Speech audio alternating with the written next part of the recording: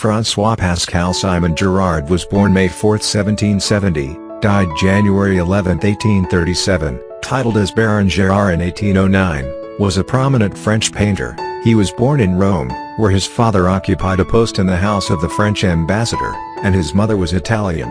After he was made a baron of the empire in 1809 by Emperor Napoleon, he was known formally as Baron Gerard. Gerard is best remembered for his portraits. The color of his paintings has suffered, but his drawings show an uninjured delicacy, the purity of his line.